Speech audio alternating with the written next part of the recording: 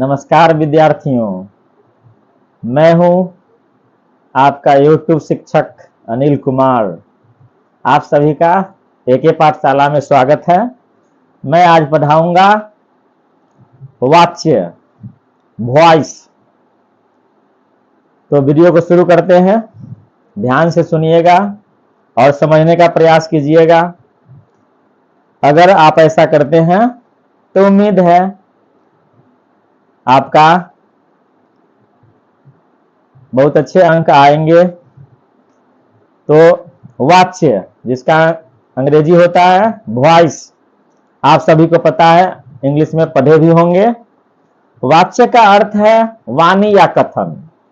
वाच्य का मतलब हुआ वाणी या कथन, जो हम लोग बोलते हैं, जो हमारे मुख से वाणी निकलती है, वही वाच्य कहलाता है। परिभाषा देख लेते हैं। क्रिया के जिस रूप से यह पता चलता है कि वाक्य में कर्ता के कार्य को प्रधानता दी गई है या उसे निरस्त किया गया है। कर्ता के कार्य को प्रधान बनाया गया है, प्रधान बताया गया है, या उसे निरस्त किया गया है, वही वाच्य कहलाता है। वाच्य के दो भेद होते हैं, कर्तृवाच्य और अकर्तृवाच्य। तो कर्तृवाच्य जिन वाक्यों में वक्ता के द्वारा कर्ता के कार्य को महत्व या प्रधानता दी जाती है, तो वे वाक्य कर्तृवाच्य के वाक्य कहलाते हैं। तो वैसे वाक्य कर्तृवाच्य के वाक्य कहलाते हैं जिसमें मुख्य रूप से वक्ता के द्वारा कर्ता के कार्य को प्रधानता दी जाती है। उदाहरण देखिए, घोड़ा घास खाता है। घोड़ा को प्रधान बनाया गया। घोड़ों ने घास खाई। घोड़ों ने दाने को खाया। लड़के ने रोटी खाई। हम लोगों ने किताब पढ़ी। तो ये सभी वाक्य कर्तृवाच्य के वाक्य कहलाएंगे, क्योंकि इसमें कर्ता को प्रधानता दी गई है। दूसरा देखिए, अकर्तृवाच्य, जिन वाक्यों में कर्ता के कार्य को निरस्त किया जाता है। जिन वाक्यों में कर्ता के कार्य को निरस्त किया जाता है, वे अकर्तृवाच्य के वाक्य कहलाते हैं। वैसे हम वाक्यों को अकर्तृवाच्य के वाक्य कहते हैं। अकर्तृवाच्य बनाने के लिए हमें क्या करना होता है, पहले वो जान लेते हैं, उसके बाद फिर आगे देखेंगे। तो अकर्तृवाच्य में कर्ता के बाद के द्वारा या से प्रसर्ग जोड़ा जाता है। जो कारक चिन्ह होते हैं के द्वारा या से, इन दोनों चिन्हों का प्रयोग जो है हम लोग अकर्तृवाच्य बनाने में करते हैं। वाक्य के जो क्रियापदबंध होते हैं उसके बीच में जा प्रत्यय जोड़ा जाता है। क्या जोड़ा जाता है? जा प्रत्यय। उसके बाद क्रिया की जो धातु या मुख्य क्रिया जो होती है, अकर्तृवाच्य में क्रिया की जो धातु या मुख्य क्रिया होती है, वो भूतकालिक रूप में परिवर्तित की जाती है। भूतकाल में उसे परिवर्तित कर देते हैं, और इस कार्य के लिए मुख्य क्रिया या धातु में आ की मात्रा, दीर्घ ई की मात्रा, ए की मात्रा या ए ऊपर चंद्र बिंदु की मात्रा प्रत्यय जो है वो जोड़ दिए जाते हैं। अकर्तृवाच्य के वाक्यों में आने वाली, अकर्तृवाच्य के वाक्यों में जो भी क्रियाएं आती है, तो या तो सकर्मक क्रिया आएगी या अकर्मक क्रिया आएगी। तो सकर्मक क्रिया या अकर्मक क्रिया के आधार पर अकर्तृवाच्य को भी दो भागों में बांटा गया है। अकर्तृवाच्य के वाक्य में अगर सकर्मक क्रिया आते हैं तो कौन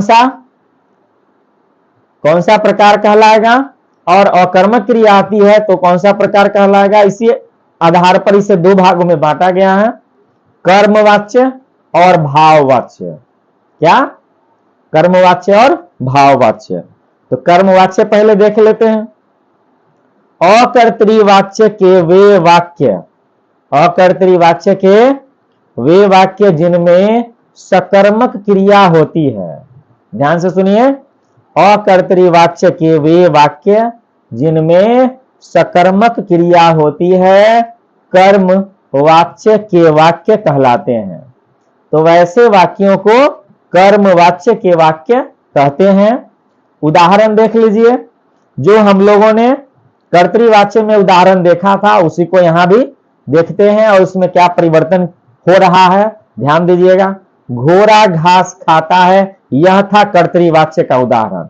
अब इसको जब हम लोग कर्मवाच्य में देखते हैं तो घोड़ा द्वारा घास खाया जाता है।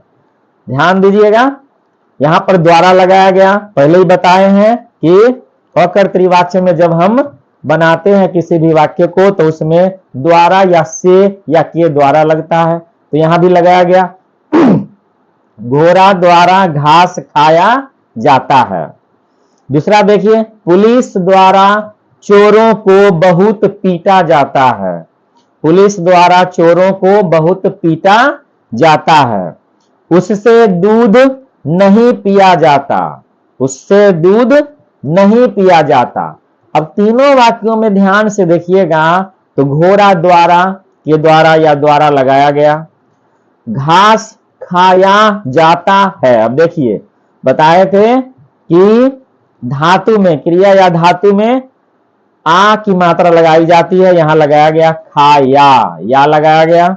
जाता है, जा प्रत्यय लगाया गया।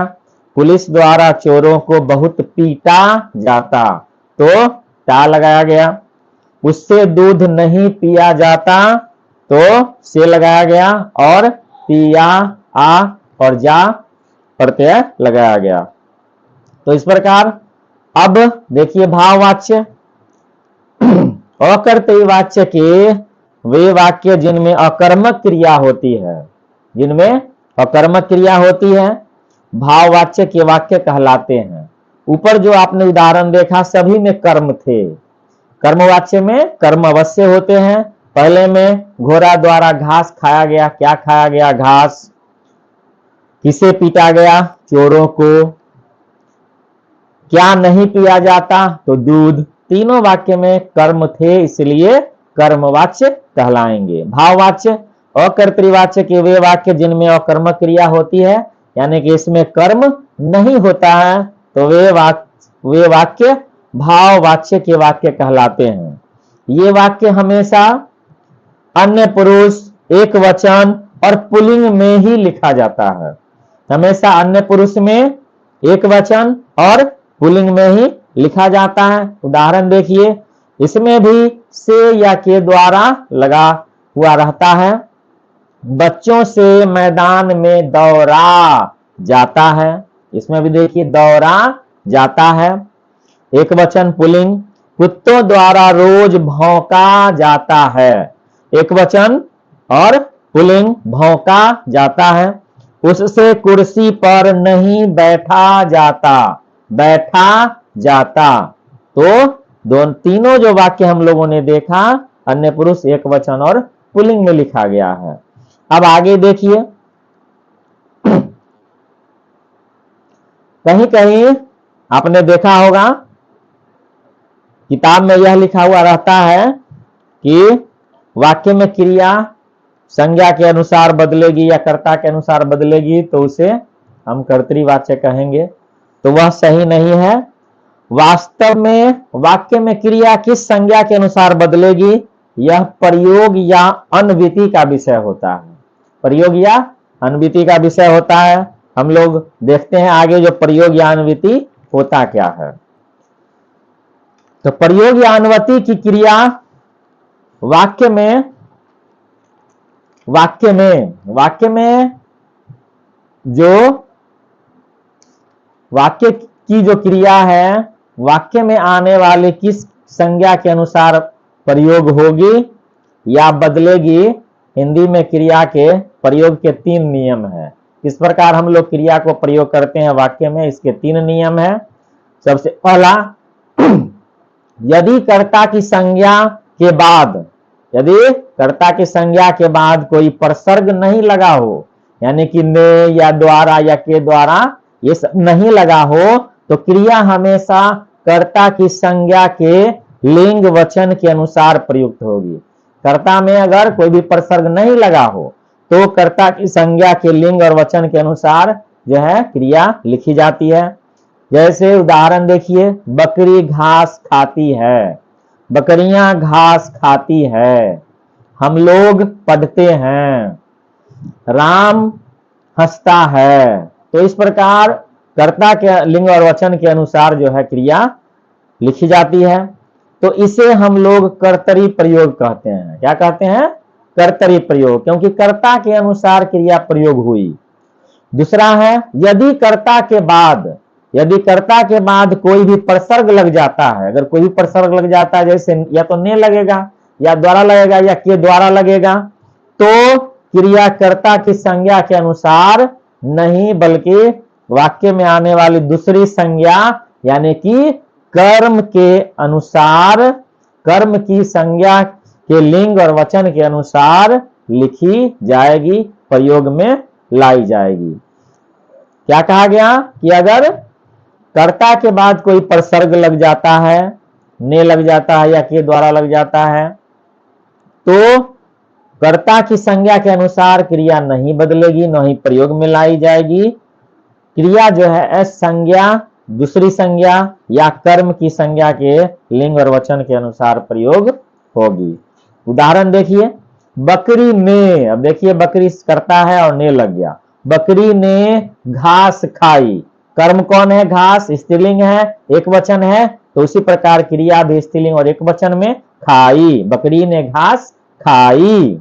घोड़े ने दाना खाया, घोड़े ने दाना खाया। अब देखिए, घोड़े कर्ता ने लग गया, प्रसर्ग, तो दाना कर्म है तो दाना एक वचन और पुल्लिंग, तो खाया एक वचन और पुल्लिंग में लग गई।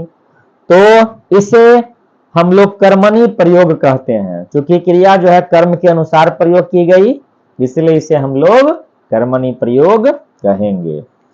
तीसरा देखिए, तीसरा नियम, यदि कर्ता तथा कर्म दोनों के बाद, यदि कर्ता तथा कर्म दोनों के बाद प्रसर्ग आता है, दोनों के बाद अगर कोई भी प्रसर्ग लगी हुई हो, ने लगी हुई हो, को लगी हुई हो, तो क्रिया दोनों के अनुसार नहीं बदलती है, तो किसी के अनुसार नहीं बदलेगी। ऐसी स्थिति में क्रिया जो है न्यूट्रल हो जाती है, तटस्थ हो जाती है, और क्रिया में अन्य पुरुष, एक वचन और पुल्लिंग के प्रत्यय लग जाते हैं। क्या लग जाते हैं? अन्य पुरुष, एक वचन और पुल्लिंग।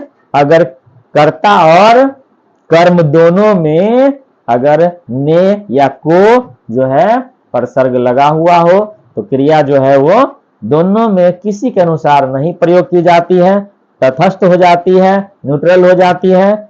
इन अन्य पुरुष, एक वचन और पुल्लिंग के रूप में जो है प्रयोग में लाई जाती है। तो क्रिया का यह रूप तटस्थ रूप कहलाता है, न्यूट्रल रूप कहलाता है। जैसे उदाहरण में देखिए, लड़की ने आम को खाया। अब देख लीजिए, दोनों में लग गया प्रसर्ग, लड़की ने कर्ता में ने लग गया, आम को कर्म में को लग गया, खाया, तो खाया जो क्रिया प्रयोग की गई तटस्थ हो गई, एक वचन और पुल्लिंग में हमेशा। लड़के ने रोटी को खाया, यहां भी देख लीजिए, लड़के ने रोटी को खाया, यहां भी न्यूट्रल हो गई, न लड़के के अनुसार लगी और न रोटी के अनुसार लगी। तो इस प्रकार के प्रयोग को हम लोग भावे प्रयोग कहते हैं। तो इस प्रकार समझ में आ गया होगा कि कर्तृवाच्य में कर्तरी, कर्मणि तथा भावे तीनों ही प्रयोग हो सकते हैं। कर्तृवाच्य में कर्तरी प्रयोग भी हम लोग कर सकते हैं, कर्मणि प्रयोग भी, भावे प्रयोग भी इसमें किया जा सकता है। उदाहरण में हम लोग देख चुके हैं कि घोड़ों ने घास खाई, घोड़ों ने दाने को खाया, लड़के ने रोटी को खाया, यानी कि तीनों प्रयोग इसमें संभव है। कर्मवाच्य में केवल कर्तरी और कर्मणी प्रयोग ही संभव है। कर्मवाच्य में केवल कर्तरी प्रयोग हो सकते हैं या कर्मणी प्रयोग हो सकते हैं। भाववाच्य में केवल भावे प्रयोग ही संभव है। भाववाच्य में केवल भावे प्रयोग ही हो सकता है, इसमें कर्तरी और कर्मणी प्रयोग नहीं होंगे। तो आशा करता हूं आपको वाक्य समझ में आ गया होगा। विशेष कोई जानकारी चाहिए तो कमेंट लिखिएगा। तो फिर और मिलेंगे अगली कुछ नई वीडियो के साथ। तब तक के लिए नमस्कार।